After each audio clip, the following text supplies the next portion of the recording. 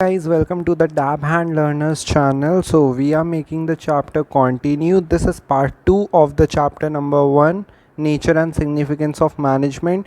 If you didn't watch the part 1 of this chapter, then go to the description where you will get the link of the part 1. So in part 1 we have discussed about the definition of management as well as the relation between effectiveness and efficiency. So now we are moving ahead to the chapter where we are going to discuss characteristic or the features of management now. So the first feature of management is that it is a goal oriented process.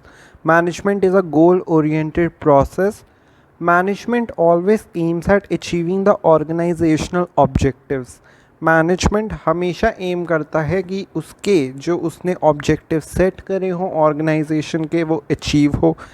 The functions and activities of manager lead to the achievement of organizational objectives. We all know manager सारे functions और activities इसलिए perform करता है ताकि organizational objective को वो achieve कर सके. Management unites the efforts of different individuals in the organization towards achieving common goals. Management जो है वो सारे individual के जितने भी organization में members हैं उनके एफर्ट्स को यूनाइट करता है जिसकी वजह से ये ऑर्गेनाइजेशन जो है वो एक कॉमन गोल अचीव कर पाती है. लाइक एचआरडी मैनेजर जो है वो बेस्ट स्टाफ लाएगा, मार्केटिंग मैनेजर अच्छी मार्केटिंग करेगा प्रोडक्ट्स की, सेल्स मैनेजर अच्छे से सोल्ड करेगा goods, and production manager goods को जितना टारगेट मिला है उतना ही प्रोड्यूस करेगा. So everyone will do their part best so that organization ज़्यादा जल्दी जो उसने ऑब्जेक्टिव सेट किया है वो कंप्लीट कर सके. So that's why managerial function aim towards goal of the organization. Because अगर सारे मैनेजर अपना पार्ट अच्छे तरीके से करेंगे तो वो जल्दी ही गोल तक पहुंच पाएंगे. सो that's Y management is a goal oriented process. Second feature of management is pervasive. I have told you in the first part that wherever there is a word pervasive इसका मतलब होता है universal, क्योंकि management is universal. Managerial activities are performed in all types of organization, in all department and at all levels. Managerial activity हर organization में perform होती है. Like I have told you कि मैनेजमेंट जो है वो नेसेसरी है एवरी ऑर्गेनाइजेशन में, वेदर इट्स बिग और स्मॉल, प्रॉफिटेबल और नॉन प्रॉफिटेबल, मैन्युफैक्चरिंग कंपनी है या रीसेल कंपनी है, सर्विस कंपनी है. तो इन सारी ऑर्गेनाइजेशन में मैनेजमेंट की नीड होती ही है. That's why management is pervasive. Management is required in all organization, whether big or small, manufacturing or service, same it is profit or non-profit making organization. Concept of management is used in whole world. I have told you कि management universal है तो whole world में applicable तो होगी. What managers do in India, USA, Germany or Japan is same. How they do it may be quite different. जो India में managers techniques लगाते हैं, प्रिंसिपल्स लगाते हैं, वही शायद यूएसए, जर्मनी और जापान में लगाते हों वो लोग. वही टेक्निक और वही प्रिंसिपल वो अप्लाई करते हैं अपनी कंट्री में. लेकिन वो कैसे करते हैं दे मे बी क्वाइट डिफरेंट. ये अलग हो सकते हैं. But why? Because of different traditions कह सकते हो, और भी बहुत सारे रीजंस होते हैं. कल्चर भी डिफरेंट होता है. सो दैट्स वाई. बट वो लोग कैसे अपनी टेक्निक को अप्लाई करते हैं it can be different. But management ये इनकी नीड होती है, ये यूनिवर्सल होते हैं. Hope this point is clear to you. Third point आता है management is multi dimensional. Management does not mean only one single activity but it includes 3 main activities: management of work, management of people, management of operation. So management is multi-dimensional. management का मतलब एक single activity नहीं होता, बल्कि इसमें 3 main activity होती है. I have told you in the starting that management is to manage our work resources और बहुत सारी चीज़ों को मैनेज करना. वाई? बिकॉज हमारे पास रिसोर्सेज भी लिमिटेड होते हैं. हमें ऑप्टिमली यूज़ करना है रिसोर्सेज को. हमें टारगेट को as soon as possible ASAP achieve करना है. ओके, सो हमें 3 मेन एक्टिविटीज़ पे ध्यान रखना होता है मैनेजमेंट में. First is management of work, management of people, management of operations. So management of work क्या कहता है? Let's see. All organization are set up to perform some task और गोल. हम स्टार्टिंग से ये पढ़ते आ रहे हैं कि अगर हमारी कोई ऑर्गेनाइजेशन है तो हमारा कोई ना कोई ऑब्जेक्टिव तो होगा ही. Management activities aim at achieving goals और task to be accomplished. Management में एक्टिविटीज़ इसलिए हो रही होती हैं ताकि हम गोल को अचीव कर पाएँ. द टास्क और work depends upon the nature of the business. But जो टास्क है और वर्क है वो बिजनेस का नेचर कैसा है उस पर डिपेंड करेगा. For example, work to be accomplished in a school is providing education. School में जो टास्क होते हैं वो क्या होता है? हाँ, स्कूल एक NPO होता है, बट स्कूल का टास्क क्या होता है कि वो अपने स्टूडेंट्स को एजुकेशन प्रोवाइड करे. हॉस्पिटल का क्या टास्क होता है? Is to treat the patient. Industry to manufacture some product. So management makes sure that work is accomplished effectively and efficiently. So management ये make sure करती है कि work जो है वो effectively achieve हो और efficiently भी.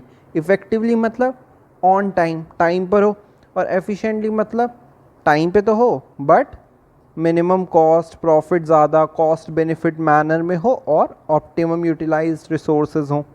ओके, मतलब wastage नहीं होनी चाहिए और एफिशिएंट होना चाहिए और effectively.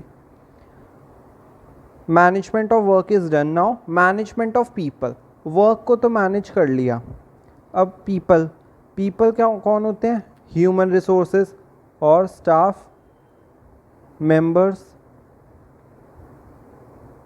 And human resources are the most important assets of the organization. Because अगर ह्यूमन रिसोर्सेज नहीं होंगे, अपने स्टाफ ही नहीं होंगे तो ऑब्जेक्टिव अकॉम्प्लिश करना बहुत मुश्किल हो जाएगा. Management has to get task accomplish through people by making their strength effective and their weaknesses irrelevant. So management को हेल्प करनी चाहिए अपने वर्कर्स की ताकि टास्क जल्दी से जल्दी कंप्लीट हो. By making the people strength effective. उनकी जो स्ट्रेंथ है उन्हें और इफ़ेक्टिव करो, उन्हें और अप्रिशिएट करो. और देयर वीकनेसेस इररेलेवेंट. बिकॉज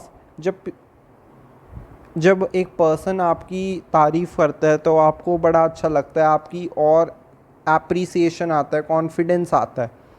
और जबकि अगर आपकी वीकनेस को वो बताए, लेकिन अगर वो कहे कि आपकी वीकनेस उतनी कि आपकी वीकनेस का रेलेवेंस नहीं है. So like I give you an example कि XYZ एक पर्सन है, मैं उसका टीचर हूँ and I teach him English. और मैं उसे ये बोल रहा हूँ कि आपकी इंग्लिश तो अच्छी है, लेकिन ऐसा भी नहीं कि आपकी इंग्लिश में गड़बड़ नहीं होती, गलती नहीं होती. यू डू मिस्टेक्स, बट उसमें गलती ये होती है कि आप जो गलती करते हो वो ईज़िली इतनी आइडेंटिफाई नहीं हो पाती. क्योंकि अगर कोई पर्सन, एक्सटर्नल पर्सन अगर ध्यान से पढ़े तो ही आपकी मिस्टेक पता चल जाएगी. तो you are making his strength effective. आप उसे अप्रिशिएट कर रहे हो कि तुम्हारी इंग्लिश अच्छी है, लेकिन उनकी वीकनेस भी बता रहे हो, लेकिन उसे ये भी कह रहे हो कि आपकी वीकनेस इतनी बड़ी नहीं है जितनी होनी चाहिए. So it will appreciate the person कि तुम अपना जो वीकनेस है वो और अच्छे से ओवरकम करो और अपनी स्ट्रेंथ को और इफ़ेक्टिव बनाओ. It will help you, it will help the organization और जल्दी से जल्दी टास्क और ऑब्जेक्टिव अकॉम्प्लिश होगा. Managing people has 2 dimension. Management of people के 2 पार्ट्स होते हैं. First part is taking care of employ individual needs. सबसे पहले तो एम्प्लॉय की जो इंडिविजुअल नीड है. अब एम्प्लॉय की कैसी कैसी इंडिविजुअल नीड हो सकती है? ज़रूर एक सैलरी तो फर्स्ट आता है माइंड में. सैलरी हो सकता है, रिस्पेक्ट हो सकता है, okay, self esteem, peer recognition, etc. So you have to take care of these needs. And second part, taking care of group of people. Employ की इंडिविजुअल नीड का तो ध्यान रखना ही है, पर ग्रुप ऑफ पीपल का भी ध्यान रखना है। मीन्स लाइक मैंने अपनी एक न्यू प्रोडक्ट लाइन स्टार्ट की है। लाइक मेरे पास एक ऑर्गेनाइजेशन थी XYZ लिमिटेड, वो सिर्फ बाईसाइकिल्स का काम करती थी। लेकिन अब मैंने अपनी प्रोडक्ट लाइन को एक्सपैंड किया, बढ़ाया, और अब मैंने बाईसाइकिल्स के साथ साथ कार्स बेचना भी शुरू किया। ओके, सो अब अगर कार्स बेचना शुरू किया, तो अभी लोग नहीं जानते मेरी कार के सेक्शन के बारे में कि मैंने अपना बिज़नेस एक्सपैंड किया और मैंने कार का भी बिज़नेस शुरू किया है। सो इस कार को लोगों तक पहुंचाने के लिए I have to do some marketing, advertising, है ना। सो इसमें इस बारी मार्केटिंग मैनेजमेंट का बहुत बड़ा रोल प्ले करना है। लेकिन अब मार्केटिंग मैनेजमेंट ने सक्सेसफुली मार्केटिंग कर दी हमारे कार वाले सेक्शन की, बट ऑर्गेनाइजेशन ऐसे मार्केटिंग मैनेजमेंट को कोई क्रेडिट ना दे, so people will not work efficiently. जो मार्केटिंग मैनेजमेंट में लोग थे वो अब इतना एफिशिएंटली काम नहीं करेंगे जितना वो पहले कर रहे थे। So we have to take care of group of people भी, और एम्प्लॉय की इंडिविजुअल नीड्स का भी ध्यान रखना है। So people, management of people के टू पार्ट्स हैं। एक तो ग्रुप ऑफ पीपल की भी नीड्स को ध्यान में रखो, और एम्प्लॉय की जो इंडिविजुअल नीड्स है उसको भी ध्यान में रखो, तब जाके मैनेजमेंट परफेक्ट बनेगी। Next is management of operations. We have done management of work, जिसमें मैनेजमेंट को श्योर करना होता है कि जो सारे टास्क जो हैं, ऑब्जेक्टिव्स हैं, गोल्स हैं ऑर्गेनाइजेशन के, वो अकॉम्प्लिश हो रहे हैं या नहीं। मैनेजमेंट ऑफ पीपल में मैनेजमेंट को ये ध्यान रखना पड़ता है कि जो लोग हैं मैनेजमेंट में, ऑर्गेनाइजेशन में, वो खुश हैं कि नहीं, उनकी नीड्स का ध्यान रखो as a group of people, और इंडिविजुअल एम्प्लॉय सोच के भी। बिकॉज अगर एक न्यू पर्सन आएगा ऑर्गेनाइजेशन में, तो ऑब्वियसली फर्स्ट ऑफ ऑल वो क्या सोचेगा माइंड में, अबाउट हिज सैलरी। आगे थोड़ा उसे 3 या 4 मंथ्स हो जाएंगे, then he will need the respect, self respect, peer recognition. So ऐसे ऐसे आगे आगे नीड्स और वांट्स बढ़ती जाएगी। So, and you will see this process of needs or wants in the directing chapter, so we will discuss it here in detail. Next is management of operation. Operation refers to activities of production cycle such as buying inputs, converting them into semi-finished goods, finished goods. Operation का क्या मतलब है? जो production cycle में activities हो रही हैं, जैसे कि सबसे पहले तो मेरे को इनपुट लाने हैं। Input means raw material, physical resources, जो मैंने आपको बताया था in the first part. Converting them into semi finished goods.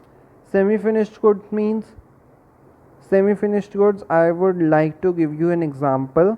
Like suppose a farmer grows the wheat and then he sells it to a miller and he made the flour from it, and then he sells it to the baker, और baker ने उसे convert कर दिया किसमें, bread में। So here जो floor है वो सेमी फिनिश्ड गुड्स है, और फिनिश्ड गुड्स ब्रेड है। ब्रेड इज finished goods, और wheat is raw material. Wheat is raw material. So management of operations concentrates on mixing management of work and management of people. So management of operations कोई new चीज़ नहीं है, ये it is concerned with mixing management of work plus management of people. Management of operations में दोनों include होता है, management of work भी, management of people भी। और इसका मतलब क्या है, क्योंकि ये डिसाइड करता है कि क्या काम होना है, what work has to be done, how it has to be done, and who will do it. So ये डिसाइड करता है कि वर्क कैसे होना है, क्या काम होना है और कौन करेगा। कैसे होना है और क्या काम होना है, ये किसका पार्ट है, मैनेजमेंट ऑफ वर्क का। कौन करेगा, it is a part of management of people. Okay, So it is a mix up of both management of work and management of people. I hope these three features are clear to you. Now this is a flow chart: management of work, management of people and management of operation.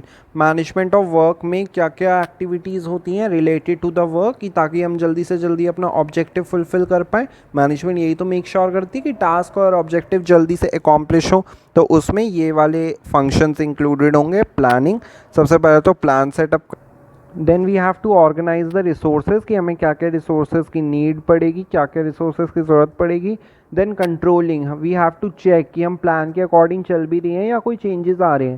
So these all are included in management of work. Management of people, staffing and directing. We have to recruit the employees और फिर directing we have to give them direction. हमें direction देनी पड़ेगी, उन्हें motivate करना पड़ेगा. So this all will come in directing. Management of work is finished, management of people is finished. Management of operation, operations में तो वही सारी एक्टिविटीज़ आएंगी जो प्रोडक्शन के टाइम होती है, प्रोडक्शन साइकिल के टाइम होती है, production, sales, purchases. Okay. Now fourth feature is management is a continuous process. Management is a continuous और नेवर एंडिंग फंक्शन. कॉन्टीन्यूस है और नेवर एंडिंग फंक्शन है. मैनेजमेंट कभी एंड नहीं होती. जो जितने भी फंक्शन होते हैं मैनेजमेंट के वो कॉन्टीन्यूसली परफॉर्म होते हैं. आई have told you in part 1 that series of inter related functions. Okay. क्योंकि एक फंक्शन परफॉर्म होता है उसके बाद ही दूसरा होता है. लाइक आपको ही पता है कि आप 12th के बाद जैसे ही आपका रिजल्ट आएगा आप अपने कॉलेज एडमिशन्स के लिए जाओगे. सो दीज फंक्शंस आप परफॉर्म कॉन्टीन्यूसली, ब्रेक नहीं होता. They are never ending. इसके बाद ये क्लास, इसके बाद ये क्लास, इसके बाद कॉलेज, इसके बाद second year. So these are the functions we have to perform. So ऐसे ही मैनेजमेंट में फंक्शंस होते हैं जो कॉन्टीन्यूसली होते हैं और ये नेवर एंडिंग होते हैं. फॉर एग्जांपल सबसे पहले प्लान करो, फिर ऑर्गेनाइज द रिसोर्सेज, फिर एम्प्लॉयज़ लाओ, एम्प्लॉयज़ को मोटिवेट करो, उन्हें ट्रेनिंग दो, फिर लास्ट में कंट्रोलिंग यानी कि चेक करो कि एज पर प्लान्स परफॉर्म हो रहे हैं या नहीं. Are performed by all the managers all the time. ये सारे फंक्शंस जो है वो मैनेजर ही परफॉर्म करते हैं. Sometimes they are doing planning, then staffing और ऑर्गेनाइजिंग एट्सेट्रा. कुछ ऑर्गेनाइजेशन में ऐसा भी होता है कि वो लोग पहले प्लानिंग कर लेते हैं, उसके बाद एम्प्लॉयज़ को बुलाते हैं, फिर उसके बाद रिसोर्सेज पे ध्यान देते हैं कि उन्हें क्या क्या रिसोर्सेज चाहिए. क्योंकि कई बार ऐसा होता है कि लाइक मैंने एक फैक्ट्री खोली है, अभी मैंने एक फैक्ट्री खोली है एंड आई डोंट नो कि उसमें काम कैसे होता है. लेकिन जब वहाँ पे लेबर्स आएंगे या एम्प्लॉयज़ आएंगे उन्हें अच्छे से पता है कि इसमें इतना काम चाहिए, इसमें इतना रिसोर्स चाहिए, ये तभी हो पाएगा. सो that's Y first of all मेरे को प्लान करना पड़ेगा, फिर मेरे को स्टाफिंग करना पड़ेगा, then organizing. Because I don't know. Plan तो मैंने सेट कर लिया होगा कि मेरे को इतनी यूनिट सोल्ड करनी है और इतना प्रॉफिट कमाना है, बट उसके लिए कितना रिसोर्स चाहिए वो तो मेरे को लेबर या एम्प्लॉयज़ ही बता सकते हैं. तो इस केस में पहले planning, then staffing, then organizing. But managers perform ongoing series of function continuously in the organization. But ongoing series होती है कॉन्टीन्यूस बेसिस पे, नेवर एंड होता है, नेवर एंडिंग. एंड तो कभी नहीं होगी. ये नहीं सोच सकते कि मैनेजमेंट में ब्रेक आएगा. फंक्शंस चलते रहते हैं. So I hope this is clear to you. Next is management is a group activity. Management always refer to a group of people involved in managerial activities. So management को एक बंदा तो संभालता नहीं है. All people are important for achieving the goals of the organization. So management refers to a group of people involved in managerial activity. Each individual perform his or her role at his or her status and department. Then only management function can be executed. Like थोड़ी देर पहले मैंने अभी आपको एक example दिया था कि मैंने अभी एक बाईसाइकिल का सेक्शन मेरा पहले से था और अब मैंने कार का सेक्शन एक्सपैंड किया और उसके लिए मेरे को भी मार्केटिंग की बहुत ज़रूरत है. तो मार्केटिंग मैनेजमेंट अगर अपना फंक्शन परफॉर्म नहीं करती अच्छे से तो क्या आज ऑब्जेक्टिव कंप्लीट होता? Obviously not. सो हर एक इंडिविजुअल का उसको रोल, उसका स्टेटस, उसका रोल परफॉर्म करना है. जो उसका स्टेटस है, जो उसका डिपार्टमेंट है, उसके हिसाब से तभी जो है मैनेजमेंट फंक्शन जो है एग्जीक्यूट होगा, ऑब्जेक्टिव आएगा. Even the result of management affects every individual and every department of the organization. Like Like if marketing management successfully अपना सारा काम कर लेती, ओके, एडवर्टाइज करती, सेल्स प्रमोशन करती, okay, and public relations, so sales promotion, public relation, personal selling, ये सारे parts हैं मार्केटिंग के which you will do in the marketing chapter, okay.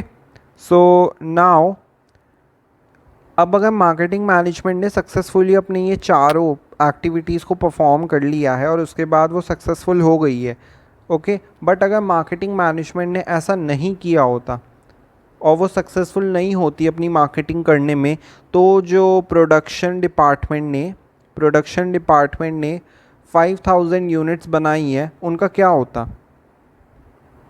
Organisation का ओनर उसे घर तो लेके जा नहीं सकता। अब इतनी यूनिट्स बन गई हैं, ये सारी भी वेस्ट हो जाती। यस, इवन जो सेल्स डिपार्टमेंट है, परचेज डिपार्टमेंट है और भी बहुत सारे डिपार्टमेंट है, उनका भी टाइम वेस्ट हो जाएगा, या जितने भी उन्होंने एफर्ट्स डाले हैं वो वेस्ट हो जाएंगे। सो वही ये कह रहा है कि even the result of management affects every individual and every department of the organization, so it always refer to a group effort, not the individual effort। अगर गलती हुई है तो आइडेंटिफाई हो सकता है कि इस पार्ट पे गलती हुई है, लेकिन अगर ऑर्गेनाइजेशन सक्सेसफुल है सो यू कैन नॉट से कि सिर्फ इसी बंदे ने ही मेहनत करी है, बिकॉज सबका ग्रुप एफर्ट है, इंडिविजुअल एफर्ट किसी का भी नहीं है। सबने मेहनत करी है, मार्केटिंग ने अपनी तरफ से मेहनत की है, सेल्स ने अपनी तरफ से मेहनत की है, परचेज डिपार्टमेंट ने अपनी मेहनत की है, प्रोडक्शन डिपार्टमेंट ने तो इवन और भी मेहनत की है, सारी इतनी 5000 यूनिट्स प्रोड्यूस करी हैं। सो कहने का मतलब ये है कि जो रिज़ल्ट आएगा ऑर्गेनाइजेशन का वो सारे इंडिविजुअल, सारे डिपार्टमेंट पे अफेक्ट पड़ेगा, सिंगल डिपार्टमेंट पे फ़र्क नहीं पड़ने वाला, पूरी ऑर्गेनाइजेशन पे फ़र्क पड़ेगा, ओके। बिकॉज अगर कोई मिस्टेक होगी तो इट कैन बी आइडेंटिफाइड कि इसके रोल की वजह से ये टारगेट पूरा नहीं हो पाया था, बट अगर सक्सेसफुल हुआ सो एक डिपार्टमेंट ही सारा क्रेडिट लेके चला जाएगा, सो this is not equitable, equality नहीं है फिर यहाँ, okay। Management is a dynamic function. Management has to make changes in goal, objectives and other activities according to changes taking place in the environment। We all know कि market में आए दिन changes होते रहते हैं और हमें उसके लिए तैयार रहना पड़ेगा। सो मैनेजमेंट वही कह रही है कि उससे चेंजेस, अपने गोल्स को, ऑब्जेक्टिव को और अपनी एक्टिविटीज़ को चेंज करने के लिए तैयार रहना चाहिए, क्योंकि इन्वायरमेंट में कभी भी चेंज हो सकता है। लाइक फैशन इंडस्ट्री में तो रोज़ चेंज होते रहते हैं। The external environment such as social, economical, technical and political environment has great influence over the management, like you will do in this business environment in third chapter कि कैसे social environment, economic, technical, political ये सब environment organization पे impact करते हैं, but इसके ऊपर बहुत great influence होता है management पर। As changes taking place in this environment, same are implemented in organization to survive in the competitive world। like अगर environment में कोई change हुआ या एक डिज़ाइन चल गया, लाइक एक शर्ट का डिज़ाइन चल गया और मैं अपने पुराने डिज़ाइनों पर ही वर्क करे जा रहा हूँ, तो मेरी ऑर्गेनाइजेशन कुछ अर्न नहीं कर पाएगी, सर्वाइव भी नहीं कर पाएगी, क्योंकि कस्टमर को दूसरा चाहिए वो मेरे पास होगा नहीं, ओके। सो एक एग्जांपल भी है इसका कि मैकडोनल्ड्स जो है, मैकडोनल्ड्स उसने इन्वायरमेंट के चक्कर में ही, कि इन्वायरमेंट में बहुत सारे चेंजेस हो रहे हैं, may be perhaps the because of Indian taste, उसने ऐसा चेंज किया था कि उसने अपने मेन्यू में आलू टिक्की बर्गर ऑफ़र किया था, okay. So this is the example कि management is a dynamic function. Dynamic का मतलब होता है, dynamic means changed environment, okay. Dynamic का उल्टा भी होता है ओपोजिट, डायनामिक का होता है ओपोजिट स्टैटिक, यानी कि नॉट फ्लेक्सिबल ये चेंज नहीं होता. Dynamic means flexible. Okay. So next is intangible. This is the last feature of management. Management function cannot be physically seen, but its presence can be felt. It is absolutely true because planning किसी को नहीं दिखती, organizing किसी को नहीं दिखती, but ये चीज़ें फील होगी जब मैनेजमेंट एक अच्छी तरह परफॉर्म करेगी, बिकॉज सारी चीज़ें फिर ऑप्टिमली यूज्ड होगी, लास्ट में ऑब्जेक्टिव अचीव होंगे, सब कुछ ऑर्डर में होगा. But it's presence can be felt. Presence of management can be felt by seeing the orderliness and coordination in the working environment. Okay, like अब एग्जाम्पल लेते हैं. आपका स्कूल भी एक ऑर्गेनाइजेशन है. अब स्कूल की ऑर्गेनाइजेशन में चॉक्स वैसे कहाँ होती है? स्टाफ रूम में, बुक्स लाइब्रेरी में, और जितने भी रजिस्टर्स वगैरह ऑफिशियल डॉक्यूमेंट है वो प्रिंसिपल रूम में. ओके, बट अगर there is no orderliness in school, school में कोई ऑर्डर ही ना हो, देन क्या होगा? अब चॉक्स जो हैं वो प्रिंसिपल के रूम में मिलेगी मे बी, और लाइब्रेरी में जो बुक्स हैं वो स्टाफ रूम में मिले, और जो स्टाफ रूम की चॉक है वो लाइब्रेरी में मिले. तो अगर ऐसा कोई ऑर्डरलीनेस नहीं होगा, ऑर्डर ही नहीं होगा, सो ऑब्जेक्टिव अचीव नहीं होंगे. बिकॉज कोई अगर चौक ढूंढना चाहेगा तो ऑब्वियसली वो स्टाफ रूम में जाएगा, बट स्टाफ रूम में मे बी उसे बुक्स या प्रिंसिपल रूम वाले ऑफिशियल डॉक्यूमेंट्स मिले. सो अगर ऐसी चीज़ें उल्टी पुल्टी होएंगी, टॉपसी टर्वी चीज़ें रखी जाएंगी, तो ऑफकोर्स नहीं होगा, ऊपर से क्रियोस और हो जाएगा. सो प्रेजेंस ऑफ मैनेजमेंट, अगर चीज़ें सही जगह पे ऑर्डर के साथ रखी होगी, देयर विल बी नो क्रियोस, और ऑब्जेक्टिव जब अचीव हो जाएंगे तो पता चल जाएगा कि हाँ चीज़ें अच्छे से मैनेज करी हैं. ओके, कोऑर्डिनेशन है वर्किंग इन्वायरमेंट में. So I hope this is clear to you. Now third topic is objectives of management. अब ऑब्जेक्टिव्स क्या होता है? Objectives are the ends towards which the activities of an organization are directed. Objective वो गोल होते हैं, वो M होते हैं जिसकी वजह से ही ऑर्गेनाइजेशन में एक्टिविटीज़ परफॉर्म हो रही होती हैं.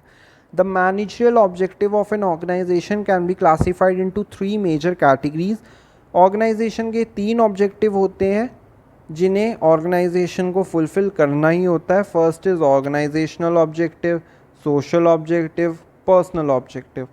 Organizational objective, meaning these objectives aim at prosperity and growth of the organization.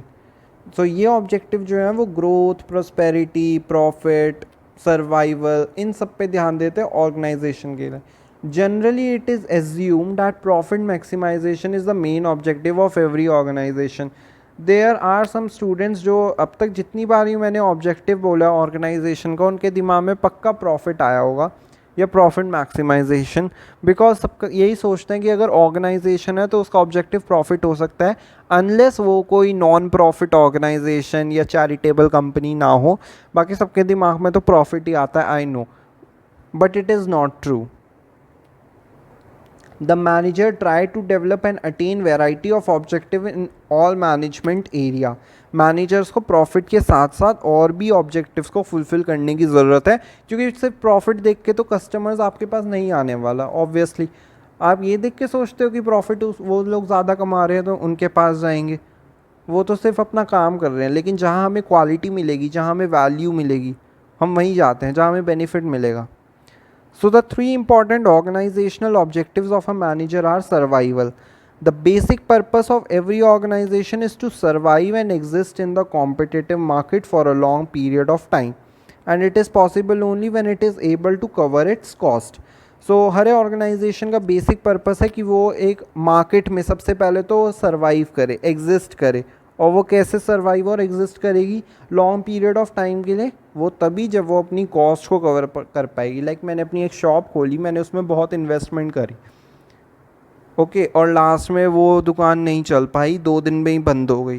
तो मैं तो सर्वाइव क्या, मैं तो अपनी कॉस्ट भी कवर नहीं कर पाया. मतलब मैंने अगर 20,000 उस शॉप को दिए थे तो वो 20,000 भी रिकवर नहीं हुए अगर वो 2 दिन में बंद हो गई.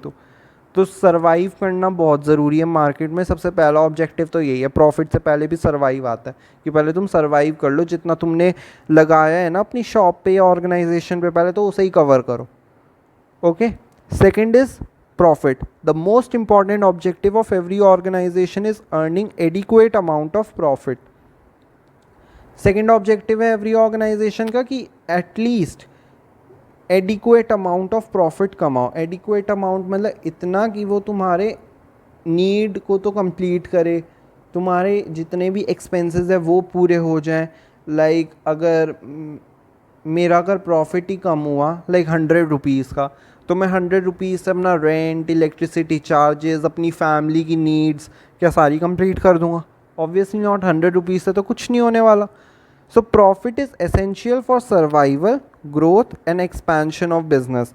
प्रॉफिट एसेंशियल है सर्वाइवल के लिए, ग्रोथ के लिए, एक्सपेंशन के लिए. लाइक अगर मैं प्रॉफिट मेरा इस साल ज़्यादा हुआ 20-30,000 का, तो मेरे हिसाब से तो मैं उसमें से कुछ रिज़र्व भी रख सकता हूँ कि आगे जाके लाइक बाईसाइकिल अभी मैं चला रहा हूँ तो आगे जाके मैं कार का भी सेक्शन स्टार्ट कर दूँ, जैसे मैंने एग्जांपल दिया था. So profit is the reward given to the businessman for bearing risk. So yeah, you have learnt in it in 11th class कि प्रॉफिट जो है वो बिजनेसमैन को रिवॉर्ड दिया जाता है क्योंकि वो इतना रिस्क बियर करता है. सो प्रॉफिट जो है वो एडिक्वेट अमाउंट का होना चाहिए कि मेरा गुजारा चल जाए, I make my 2 ends meet. और प्रॉफिट एसेंशियल है सर्वाइवल का, ग्रोथ का, एक्सपेंशन का. Third is growth. Business organization must grow and expand their activities. Business organization को ग्रो करना चाहिए, एक्सपैंड करना चाहिए, बिकॉज कस्टमर अट्रैक्ट नहीं होगा अगर आप अपनी सेम ही स्कीम चलाते रहोगे पूरे साल भर. Customers want something new every day. सो सक्सेस जो होगी वो ऑर्गेनाइजेशन की कैसे मेजर होगी? बाय द ग्रोथ रेट, कि उसमें क्या क्या ग्रोथ क्या क्या हो रही है, उसमें कुछ चेंजेस हो रहे हैं नहीं. Growth is measured in terms of sales, number of branches. मैंने कहा था ना, ब्रांच अगर नंबर ऑफ ब्रांचेस क्यों होते हैं? क्योंकि बिजनेस एक्सपैंड होता है, उसमें कुछ न्यू होता है. Number of product, number of employees. So अगर ये सारी चीज़ें इंक्रीज़ होगी, इसका मतलब आपकी बिजनेस ऑर्गेनाइजेशन ग्रो कर रही है और आपके कस्टमर्स और अट्रैक्ट होंगे by increasing the number of product, branches, employees. Branches के अगर बढ़ेंगी तो दूसरे सिटीज़ के भी कस्टमर एक्सेस कर पाएंगे आपकी शॉप्स तक. Okay, so these all are about organizational objectives. Social objectives and personal objectives we will do in the next class. This is all for today. So guys, if you like my content, please like and subscribe the channel and hit the bell icon so you will get notified every time I upload the videos and lectures on YouTube. And detailed notes to score, to do wonders in CBSE boards, do follow my channel, Instagram channel. I am putting the link on the description box so you can get access and take my notes from my Instagram page. Thank you. Students, if you have any queries and doubts, do comment. Thanks for listening.